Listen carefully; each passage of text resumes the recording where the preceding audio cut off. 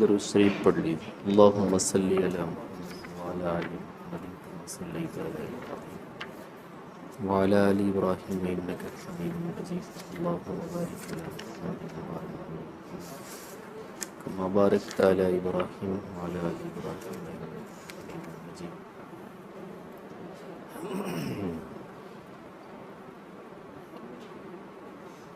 اعوذ باللہ من الشیطان الرجیم، بسم اللہ الرحمن الرحیم۔ الم تعلم ان اللہ لہ ملک السماوات والارض وما لکم من دون اللہ من ولی ولا نصیر ام تريدون ان تسألوا رسولکم كما سئل موسى من قبل ومن يتبدل الكفر بالایمان فقد ضل سواء السبیل۔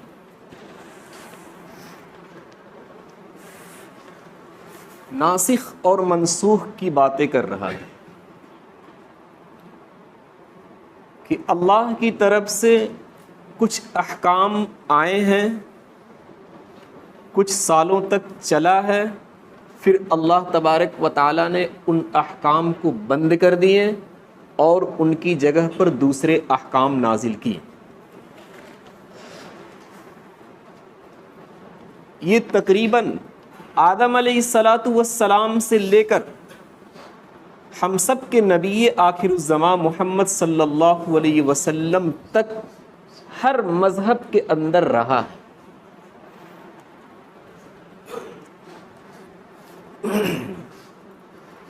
کوئی بھی مذہب اس سے خالی نہیں ہے۔ اللہ نے لوگوں کی طبیعت اور مزاج کا خیال رکھتے ہوئے شروع میں کچھ احکام دیے اور پھر کچھ دنوں کے بعد ان احکام کو منسوخ کر دیا، بند کر دیا اور پھر دوسرے احکام دے دیے۔ ایک دو مثالیں میں نے اس سے پہلے بھی دی تھی، ایک اور مثال لیجیے۔ نماز میں رفع یدین کرنے کی مثال آپ دیکھ رہے ہوں، ہر مسجدوں میں کچھ نہ کچھ ایسے لوگ مل جاتے ہیں۔ ایک تو یہ ہے کہ نماز میں آپ داخل ہو رہے ہیں، جس وقت آپ تکبیر تحریمہ کہیں گے اس وقت تو آپ کو رفع یدین کرنا ہی ہوگا شروع میں۔ اس کے بعد رکوع میں جاتے وقت رفع یدین کرنا، کانوں تک ہاتھ اٹھانا، رکوع سے اٹھنے کے بعد رفع یدین کرنا، کانوں تک ہاتھ اٹھانا، اس کا ثبوت ہے یا نہیں؟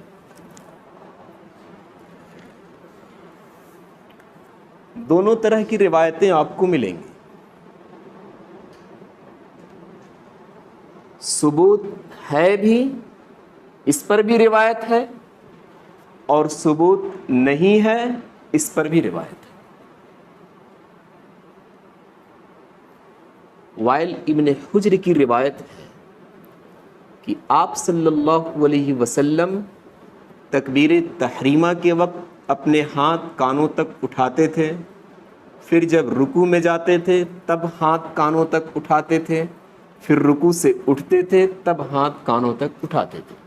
رفع یدین کی روایت مل گئی۔ میں عربی نہیں پڑھ رہا ہوں تاکہ ہم سب سمجھ سکیں۔ ابو ہریرہ کی بھی روایت ہے کہ آپ صلی اللہ علیہ وسلم رکوع میں جانے سے پہلے بھی ہاتھ کانوں تک اٹھاتے تھے اور رکوع سے اٹھنے کے بعد بھی ہاتھ کانوں تک اٹھاتے تھے۔ بلکہ ایک کتاب میں نے دیکھا 10 حدیث اس پر نقل کی گئی ہے کہ آپ صلی اللہ علیہ وسلم رفع یدین کرتے تھے۔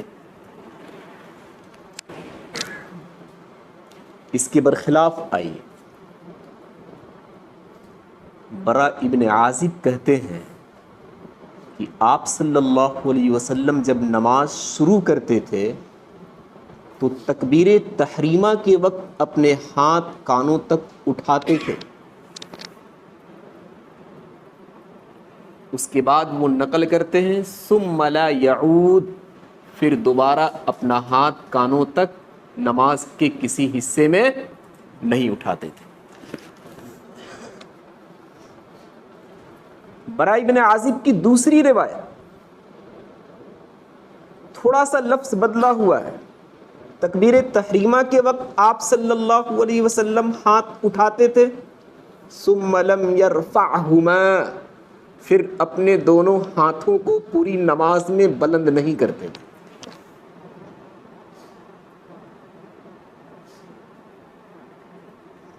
وائل ابن حجر کی روایت، انہوں نے کہا کہ میں نے آپ صلی اللہ علیہ وسلم کو تکبیر تحریمہ کے وقت ہاتھ اٹھاتے ہوئے دیکھا، رکوع میں جانے سے پہلے ہاتھ اٹھاتے ہوئے دیکھا، رکوع سے اٹھنے کے بعد ہاتھ اٹھاتے ہوئے دیکھا۔ ابراہیم نخعی نے مغیرہ ابن شعبہ سے فرمایا کہ اگر وائل ابن حجر کے پاس ایک روایت ہے کہ آپ صلی اللہ علیہ وسلم رفع یدین کرتے تھے، تو عبداللہ ابن مسعود کے بعد عبداللہ ابن مسعود کے پاس 50 روایت ہے کہ آپ صلی اللہ علیہ وسلم رفع یدین نہیں کرتے۔ سمرہ ابن جندب کی روایت ہے، آپ صلی اللہ علیہ وسلم نے اپنے صحابہ کو ہاتھ اٹھاتے ہوئے دیکھا تو آپ نے فرمایا کہ شریر گھوڑوں کی دم کی طرح تم لوگ اپنا ہاتھ کیوں بلند کرتے ہو؟ اسکنوا فی الصلاۃ، نماز میں سکون کے ساتھ کھڑے رہو۔ تو رفع یدین کی بھی روایتیں، رفع یدین نہ کرنے کی بھی روایتیں۔ اب آئیے قرآن کی روشنی میں، اللہ تبارک و تعالیٰ نے فرمایا قوموا للہ قانتین، اللہ کے سامنے سکون کے ساتھ کھڑے رہو۔ سکون بار بار ہاتھ اٹھانے میں ہے یا نہ اٹھانے میں؟ 18ویں پارے کی آیت ہے قد افلح المؤمنون الذین هم فی صلاتهم خاشعون، وہ لوگ کامیاب ہو گئے جو اپنی نماز کے اندر خشوع خضوع اختیار کرتے ہیں۔ عبداللہ ابن عباس نے فرمایا خشوع خضوع اختیار کرنے والے وہ لوگ ہیں جو اپنی نماز میں رفع یدین نہیں کرتے۔ اقیم الصلاۃ لذکری، نماز کو میرے ذکر کے لیے قائم کرو۔ رکوع سے پہلے جو ہاتھ اٹھاتے ہیں لوگ یا رکوع میں جانے کے بعد ہاتھ اٹھاتے ہیں، اس میں کوئی ذکر نہیں ہے، اللہ اکبر بھی نہیں ہوتا، صرف ہاتھ اٹھاتے ہیں، اس میں ذکر ہے ہی نہیں، حالانکہ نماز کا کوئی بھی جز ذکر سے خالی نہیں ہے۔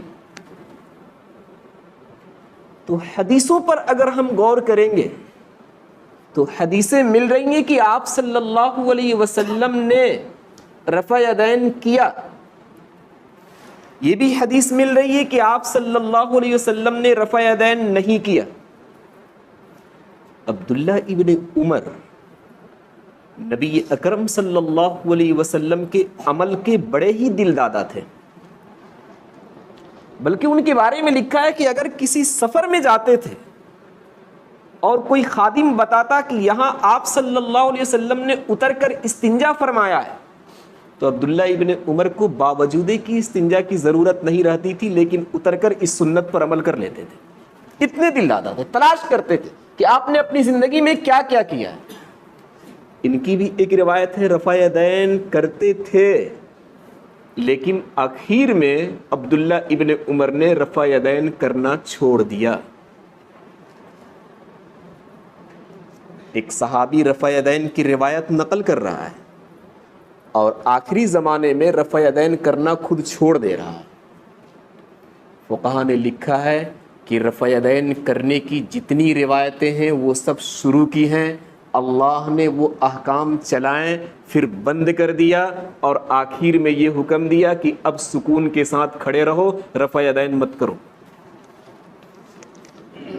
اللہ کے ایسے احکام ہیں کہ پہلے کچھ تھے، پھر اللہ نے مصلحت سمجھتے ہوئے ان احکام کو بند کر دیے اور کچھ دوسرے آ گئے۔ اللہ نے فرمایا الم تعلم ان اللہ لہ ملک السماوات والارض، کیا تم جانتے نہیں ہو کہ اللہ ہی کے لیے آسمان و زمین کی سلطنت ہے، پوری دنیا اسی کے قبضے میں ہے، اتنی بڑی قدرت کا مالک ہے تو جو چاہے وہ کر سکتا ہے، ہمیں اس پر چوچرا کرنے کی کوئی ضرورت نہیں۔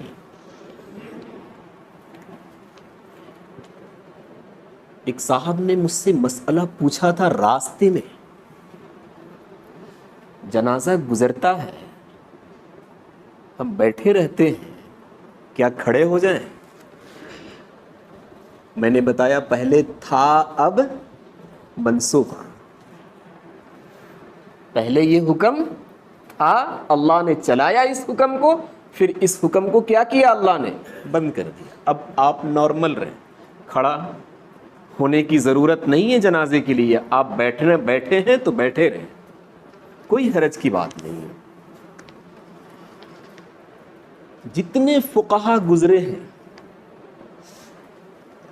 اس مسئلے میں کسی کا بھی اختلاف نہیں ہے کہ ناسخ منسوخ قرآن کے اندر نہیں ہے، بلکہ سبوں نے کہا ہے کہ ناسخ اور منسوخ کا ذکر قرآن پاک کے اندر ہے۔ البتہ اختلاف اس میں ہو گیا ہے کہ کتنے ناسخ منسوخ ہیں، اس میں اختلاف ہو گیا۔ پہلے کے علماء نے کہا ہے کہ قرآن کے اندر 500 آیتیں ایسی ہیں جن کو منسوخ کر دیا گیا ہے، اتنے حکم منسوخ ہو چکے ہیں۔ ہمارے متاخرین نے، حال کے علماء نے کہا ہے کہ 500 نہیں 20 آیتیں ہیں۔ شاہ ولی اللہ محدث دہلوی رحمۃ اللہ علیہ نے فرمایا کہ 5 آیتیں ہیں ناسخ اور منسوخ کی۔ میں نے شاہ ولی اللہ محدث دہلوی کا نام اس وجہ سے لیا کہ شاہ ولی اللہ محدث دہلوی رحمۃ اللہ علیہ سب کے عالم ہیں۔ بریلوی کہتے ہیں ہمارے بھی ہیں، اہل حدیث کہتے ہیں ہمارے بھی ہیں، ہم دیوبندی کہتے ہیں کہ اگر یہ نہیں آتے تو حدیث کا علم ہندوستان کے اندر آتا ہی نہیں، ہماری سند تو جا کر ان سے مل جاتی ہے، سیدھے ان سے جا کر سند ٹکرائے گی ہماری، بغیر ان کے سند کے ہماری حدیث کا علم آگے جائے گا ہی نہیں، ان کا نام لینا پڑے گا۔ وہ کہتے ہیں کہ 5 قرآن کریم کے اندر ہیں۔ یہ اختلاف جو ہے حقیقی اختلاف نہیں ہے، سمجھنے کا اختلاف ہو گیا ہے۔ جن لوگوں نے زیادہ کہا ہے کہ ناسخ اور منسوخ زیادہ ہے، کہ اللہ نے حکم دیے اور بہت سارے حکم کو بند کر دیا پھر دوسرے لے کر آئے، انہوں نے یوں سمجھا ہے کہ اگر کوئی حکم عام تھا اللہ نے اسے خاص کر دیا تو اس حکم کے بارے میں بھی کہتے ہیں کہ یہ ناسخ اور منسوخ ہے۔ ایسے ہی کوئی مطلق تھا اسے مقید کر دیا، اس حکم کے بارے میں بھی کہتے ہیں کہ یہ ناسخ اور منسوخ ہے۔ ایک آیت ہے دوسری پارے کی، اللہ تبارک و تعالیٰ نے فرمایا وَلَا تَنكِحُوا الْمُشْرِكَاتِ حَتَّى يُؤْمِنْ، مشرکہ عورت سے تم نکاح مت کرو۔ اس مشرکہ عورت کے اندر جس طریقے سے کافر داخل ہیں، اسی طریقے سے یہودیت سے تعلق رکھنے والی عورتیں بھی داخل ہیں، نصرانیت سے تعلق رکھنے والی عورتیں بھی داخل ہیں، یعنی اسلام کے علاوہ جتنی عورتیں ہو سکتی ہیں سب اس کے اندر داخل ہیں۔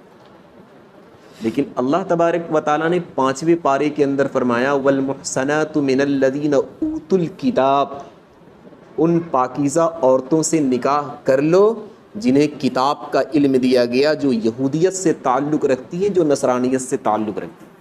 تو ایک تو آیت بتا رہی ہے کہ کسی بھی مشرکہ سے نکاح مت کرو، دوسری آیت بتا رہی ہے کہ نہیں، جو یہودیت اور نصرانیت سے تعلق رکھتی ہے ان سے نکاح کر لیا کرو۔ کہتے ہیں کہ اس طرح کی آیتیں بھی ناسخ اور منسوخ کے قبیل سے ہے، کہ پہلے مطلقاً منع کر دیا گیا، اب اسے تھوڑی سی قید لگا دی گئی کہ اب ان سے آپ نکاح کر سکتے ہیں۔ قسم کے کفارے میں اللہ تبارک و تعالیٰ نے فرمایا کہ اگر کسی نے قسم کو توڑ دیا فَكَفَّارَتُهُ إِطْعَامُ عَشَرَةِ مَسَاكِينَ مِنْ أَوْسَطِ مَا تُطْعِمُونَ أَهْلِيكُمْ أَوْ كِسْوَتُهُمْ أَوْ تَحْرِيرُ رَقَبَةٍ، 10 مسکین کو نارمل کھانا کھلانا ہے، یعنی نہ تو بریانی اور نہ ہی دال روٹی، بلکہ اس کے بیچ کا جو کھانا ہوتا ہے وہ آپ کھانا فقیروں کو کھلا، یہ کفارہ ہوگا۔ یا پھر آپ ان 10 کو کپڑا پہنا، کم از کم ایک لنگی ہی دے دیں کہ سطر چھپ جائے، یا پھر غلام آزاد کریں۔ ان مالی تعاون پر اگر آپ کی قدرت نہ ہو تو اللہ تبارک و تعالیٰ نے فرمایا فَمَن لَّمْ يَجِدْ فَصِيَامُ ثَلَاثَةِ أَيَّامٍ، 3 روزہ رکھیں۔ یہاں کوئی اس طرح کا ذکر نہیں کہ آپ لگاتار رکھیں گے یا جب من میں آوے تب 3 روزے پورے کر لیں گے۔ عبداللہ ابن عباس کی ایک روایت ہے، ایک قرت ہے ان کی کہ 3 روزے آپ کو لگاتار رکھنے ہوں گے۔ دیکھیے پہلے کوئی دن کا متعین نہیں تھا، عبداللہ ابن عباس کی قرت نے دن کو متعین کر دیا کہ نہیں 3 روزے آپ کو کیا کرنے پڑیں گے، لگاتار رکھنے ہوں گے۔ پہلے حکم تھا، اب یہ منسوخ۔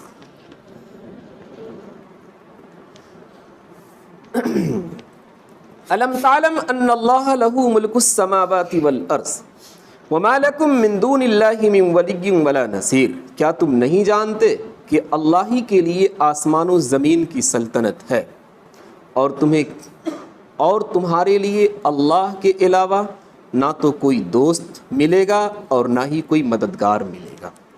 ام تريدون ان تسألوا رسولكم كما سئل موسى من قبل ومن يتبدل الكفر بالإيمان فقد ضل سواء السبيل۔ نبی صلی اللہ علیہ وسلم کے زمانے میں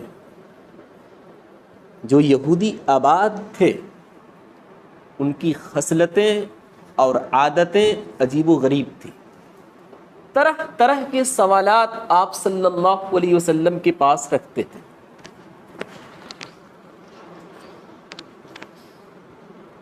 ان لوگوں نے عرض کیا کہ نبی پر قرآن اتر رہا ہے، جس طریقے پر موسیٰ علیہ السلام پر توریت اتار دی گئی ایک ہی مرتبے میں، ایسے ہی نبی کریم صلی اللہ علیہ وسلم پر ایک ہی مرتبے میں قرآن کیوں نہیں نازل کر دیا گیا؟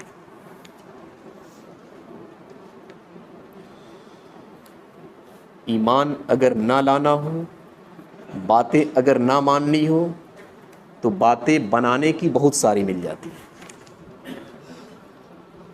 طرح طرح کے سوالات۔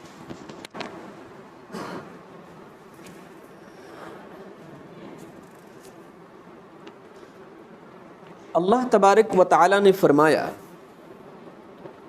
یہودیوں کی جماعت،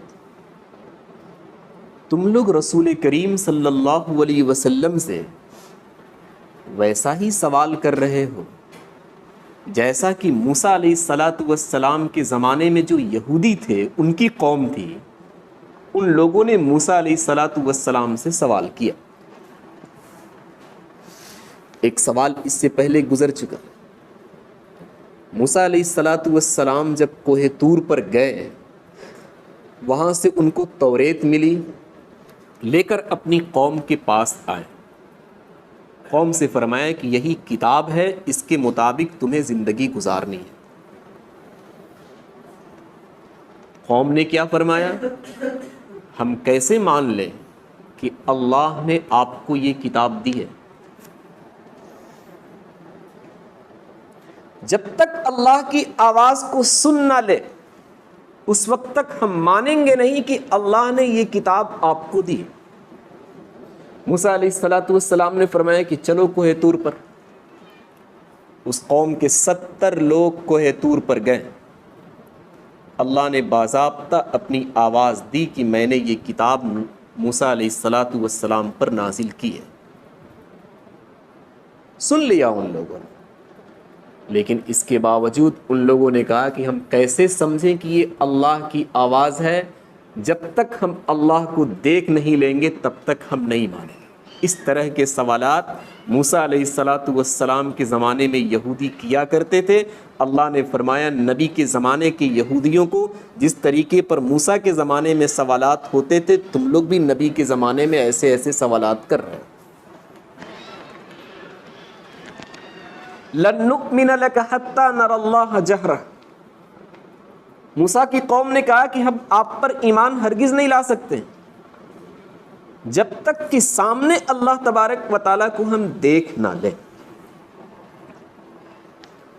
یہ تو بہت بڑی بات ہو گئی، دنیا کی اس آنکھ سے اسی دنیا کے اندر ہم اللہ کو دیکھ لیں، ایسا ممکن نہیں، شرعاً اس کا ثبوت نہیں ہے۔ اللہ نے فَأَخَذَتْكُمُ الصَّاعِقَةُ، فوراً ایک بجلی بھیج دیا، سب کے سب اسی عذاب میں گرفتار ہو گئے۔ اللہ نے فرمایا کہ یہودیوں کی جماعت، تم نبی اکرم صلی اللہ علیہ وسلم سے ویسے ہی سوال کر رہے ہو جس طریقے پر موسیٰ علیہ السلام کے زمانے میں ان کی قوم نے سوال کیا۔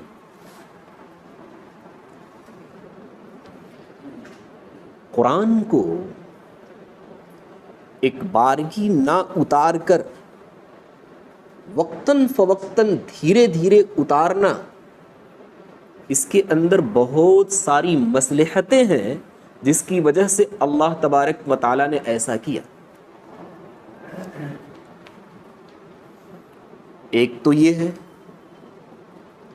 کہ اگر ایک ہی مرتبے میں اتار کر نبی کریم صلی اللہ علیہ وسلم کو دے دیا جاتا تو اسے یاد کرنے میں کتنی پریشانی ہوتی یا نہیں؟ آج کل دیکھ لیں مدرسے میں کتنے بچے پڑھتے ہیں اور چھوڑ کر نکل جاتے ہیں۔ آپ صلی اللہ علیہ وسلم پر دھیرے دھیرے کر کے اتارا گیا، آپ صلی اللہ علیہ وسلم یاد کرتے چلے گئے، یہاں تک کہ سب یاد ہو گیا۔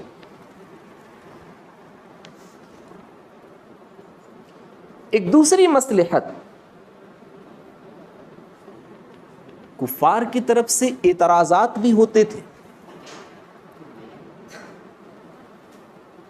ان اعتراضات کا جواب بھی دینا تھا قرآن کے ذریعے سے۔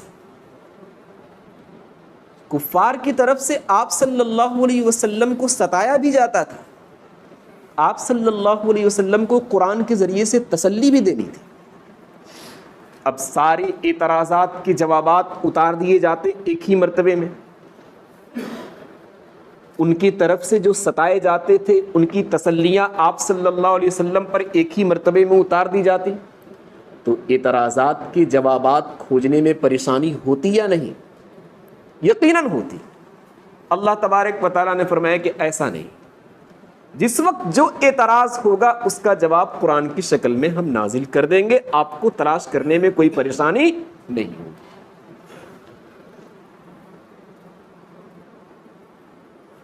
ایک تیسری مصلحت 19ویں پارے کے اندر لکھی ہے، وَقَالُوا لَوْلَا نُزِّلَ عَلَيْهِ الْقُرْآنُ جُمْلَةً وَاحِدَةً، کفار بھی کہا کرتے تھے ایک بارگی کیوں نہیں اتار دی گئی۔ كَذَلِكَ لِنُثَبِّتَ بِهِ فُؤَادَكَ، اللہ نے فرمایا کہ ہم ایسے ہی اتاریں گے جیسے اتار رہے ہیں، لِنُثَبِّتَ بِهِ فُؤَادَكَ، تاکہ آپ کا دل کو ہم ثابت قدم رکھیں، گھبرائے نہ کہ یہ کیا ہو رہا ہے، اتنی موٹی ضخیم کتاب ہم پر اتار دی گئی، اب اسے کیسے ہم سنبھالیں؟ نہیں، آپ بالکل ثابت قدم رہیں، آپ کے دل کو اطمینان پہنچے، اس وجہ سے ہم نے دھیرے دھیرے کر کے ہم نے اتارا۔ 15ویں پارے کی اندر آیت ہے، اللہ نے ایک مصلحت اور ذکر کی، ایک بارگی اگر اتار دی جاتی صحابہ کرام رضوان اللہ علیہم اجمعین خود گھبرا جاتے کہ اتنی لمبی چوڑی تقریر سنتے سنتے ہمارا کان پک گیا۔ اللہ نے دھیرے دھیرے احکام کو نازل کیا، سب احکام پر صحابہ عمل کرتے بھی چلے گئے اور سب کو یاد کرتے بھی چلے گئے۔ یہ ساری مصلحتیں تھیں جس کی وجہ سے اللہ تبارک و تعالیٰ نے ایک بارگی نہ اتار کر دھیرے دھیرے قرآن کریم کو اتارا۔ ام تريدون ان تسألوا رسولکم کما سئل موسیٰ من قبل، کیا تم لوگ ارادہ کرتے ہو کہ اپنے رسول سے سوال کریں جیسا کہ موسیٰ علیہ السلام سے سوال کیا گیا اس سے پہلے؟ بے تکا سوال، ہمیں ایمان لانا نہیں ہے، ہم سوال کر کے نبی کو اکتا دیں، اس طرح کے سوالات نبی اکرم صلی اللہ علیہ وسلم کے زمانے کے یہود کیا کرتے تھے آپ صلی اللہ علیہ وسلم سے. وَمَن يَتَبَدَّلِ الْكُفْرَ بِالْإِيمَانِ فَقَدْ ضَلَّ سَوَاءَ السَّبِيلِ. ایک اور باتیں سمجھتے چلیں. قرآن کریم کے اندر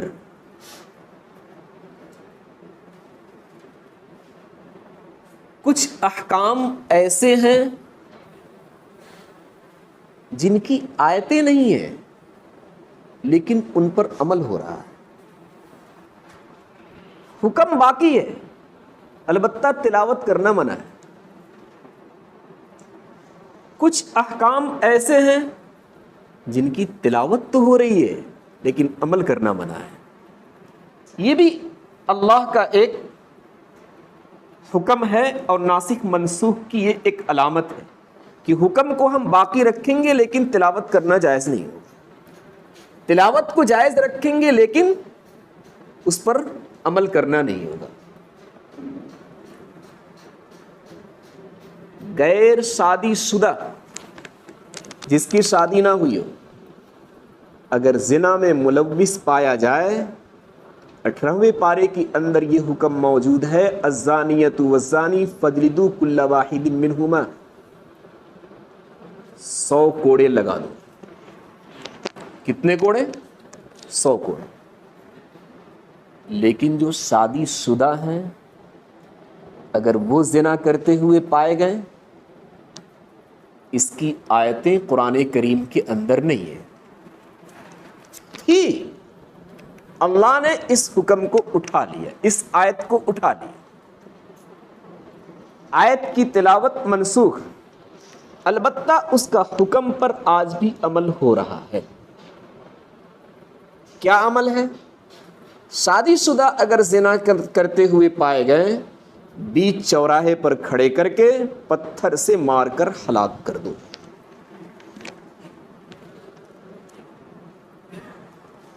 یہ اس قبیل کا حکم ہے کہ آیت نہیں ہے لیکن اس پر عمل ہو رہا ہے.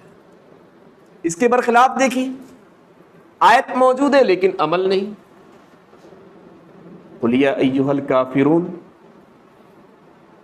آخری آیت پڑھیے لَكُمْ دِينُكُمْ وَلِيَ دِينِ.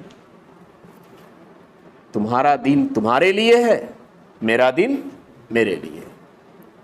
آسانی کے ساتھ کہہ کر ایک آدمی گزر جاتا ہے. یہ آیت کی تلاوت ہے, نماز میں پڑھی جاتی ہے, قرآن میں پڑھی جاتی ہے لیکن اس پر عمل نہیں ہے. اب تو یہ ہے کہ دین اسلام کو قبول کرنا پڑے گا تب جا کر تمہاری کامیابی دنیا اور آخرت کے اندر سمجھی جاوے گی. اور اگر تو نے اسلام کو قبول نہیں کیا تو یہ کہنے سے کام نہیں چلے گا کہ تمہارا دین تمہارے ساتھ میرا دین میرے ساتھ. وَمَن يَتَبَدَّلِ الْكُفْرَ بِالْإِيمَانِ فَقَدْ ضَلَّ سَوَاءَ السَّبِيلِ. الغرض یہودیوں کی عادت کیا ہوتی تھی؟ بس سوال کر کے آپ صلی اللہ علیہ وسلم کو پریشان کرنا, یہی عادت تھی اور یہی ان کا مقصد تھا. ورنہ وہ یہ نہیں چاہتے تھے کہ اگر سوال کا جواب مل جائے تو ہم ایمان کو قبول کر لیں. ایسا ان کا ارادہ نہیں ہوتا تھا. اللہ نے فرمایا کہ جو شخص ایمان کے بدلے میں کفر کو اختیار کر لیا, یہ سوال کر کے وہ کفر ہی چاہتے تھے, فقط ضل سواء السبیل, وہ صحیح راستے سے بھٹک گیا. قرآن کریم کے اندر لکھا ہے کہ ایمان قبول کرنے کے بعد اگر کوئی کفر کی طرف چلا جائے اس کی سزا ان کافروں سے سخت ہے جنہوں نے ایمان قبول نہیں کیا بلکہ شروع ہی سے وہ کفر پر ہیں.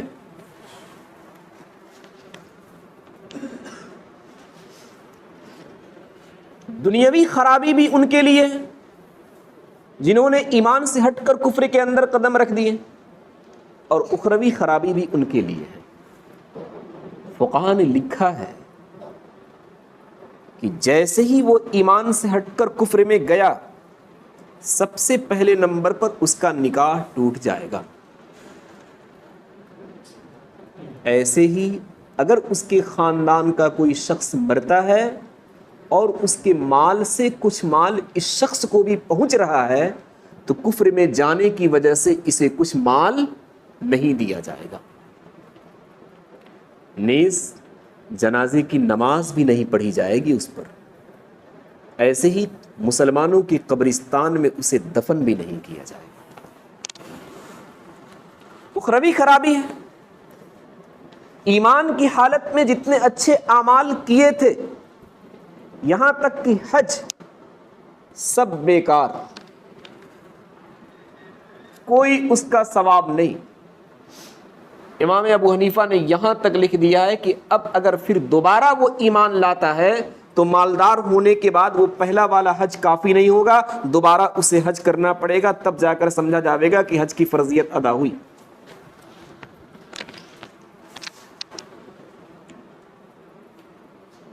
نیز کفر اختیار کرنے کی وجہ سے سارے اعمال بیکار ہو گئے.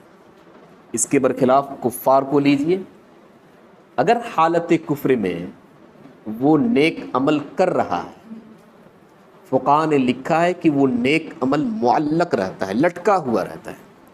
اگر کبھی وہ زندگی میں ایمان لاتا ہے تو یہ سارے نیک عمل قبول کر لیے جائیں گے, اور اگر نہیں لاتا ہے تو پھر بیکار. کافروں کی یہ حالت ہے. اور ایمان والا اگر کفر میں چلا گیا تب تو فوراً ہی بیکار ہو جائے گا. ایسی اگر ایمان کے بعد کفر اختیار کیا جسے کہتے ہیں مرتد ہو جانا, فقہاء نے لکھا ہے کہ اسلام پیش کیا جائے گا, اگر قبول کر لیا تو ٹھیک ہے, ورنہ تلوار سے اس کی گردن اڑا دی جائے گی. اور اگر عورت ہے تو ہمیشہ کے لیے قید خانے میں اسے بند کر دیا جائے گا. کفار اپنے کفر پر رہیں, اتنی سخت سزا نہیں ہے. وَمَن يَتَبَدَّلِ الْكُفْرَ بِالْإِيمَانِ فَقَدْ ضَلَّ سَوَاءَ السَّبِيلِ.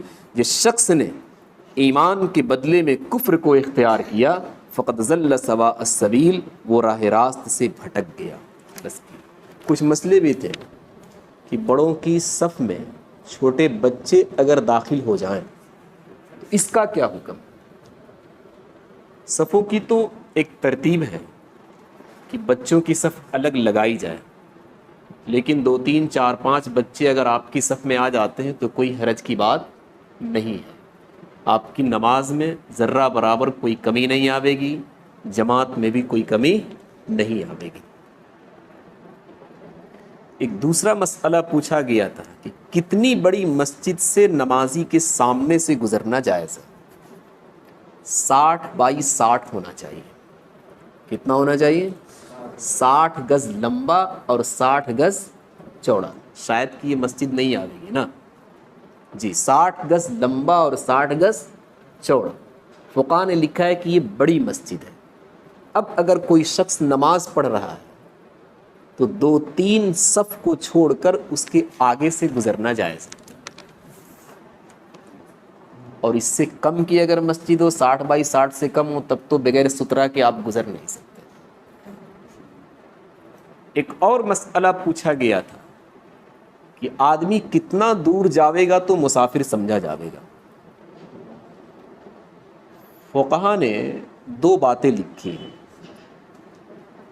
48 میل انگریزی کے حساب سے آج کے زمانے میں